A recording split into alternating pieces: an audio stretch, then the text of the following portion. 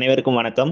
இன்னைக்கு வந்து ஆகஸ்ட் 18ஆம் தேதி தமிழ்நாடு அரசு பணியாளர் தேர்வாணையத்திலிருந்து இன்னைக்கு ஒரு செய்தி வந்து வெளியிட்டிருக்கிறாங்க.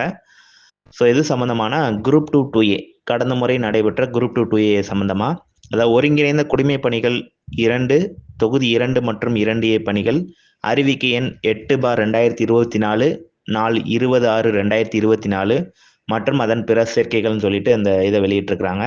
ஸோ அந்த தேர்வில் வந்து பார்த்தீங்கன்னா தேர்வுகள் பெற்ற மதிப்பெண் மற்றும் தரவரிசை விவரங்கள் தேர்வாணையம் இணையதளத்தில் வெளியிட்டிருக்கதா சொல்லியிருக்கிறாங்க. ஸோ போன குரூப் 2 2 எழுதின மாணவர்களுக்கு வந்து பார்த்தீங்கன்னா மதிப்பெண் மற்றும் உங்களுடைய தரவரிசை விவரங்கள் வெளியிட்டிருக்கிறாங்க. ஸோ நீங்கள் அதை செக் பண்ணிக்கலாம். ஸோ அதுக்கப்புறம் என்னன்னா, மேற்குறிப்பிடப்பட்டுள்ள அறிக்கையில் அறிவிக்கப்பட்டுள்ள காலி பணிகளை நிரப்புவதற்கு 2ஆம் கட்ட மூல சான்றிதழ் சரிபார்ப்பு, ஸோ செகண்ட் ஃபேஸ் கவுன்சிலிங்கான அந்த சர்டிஃபிகேட் வெரிஃபிகேஷனுக்கான இதுவும் போட்டிருக்கதா சொல்லியிருக்கிறாங்க.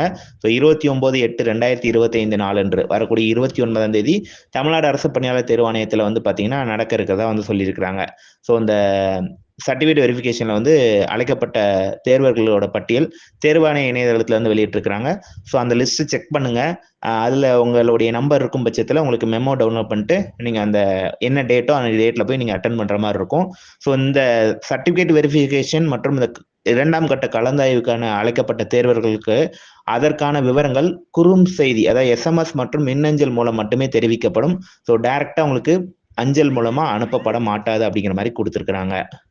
ஸோ சான்றிதழ் சரிபார்ப்புக்கு அழைக்கப்படும் அனைவரும் கலந்தாய்விற்கு அனுமதிக்கப்பட்டு தெரிவு செய்யப்படுவார்கள் என்பதற்கு உறுதி அளிக்க இயலாது. ஸோ உங்களுக்கு நீங்கள் இந்த CV போகிறனாலேயோ அல்லது கவுன்சிலிங் போகிறனாலேயோ உங்களுக்கு கண்டிப்பாக போஸ்டிங் கிடைக்கும் அப்படிங்கிற எந்தவித கன்ஃபர்மேஷனும் இல்லை அப்படிங்கிற மாதிரியும் சொல்லியிருக்கிறாங்க.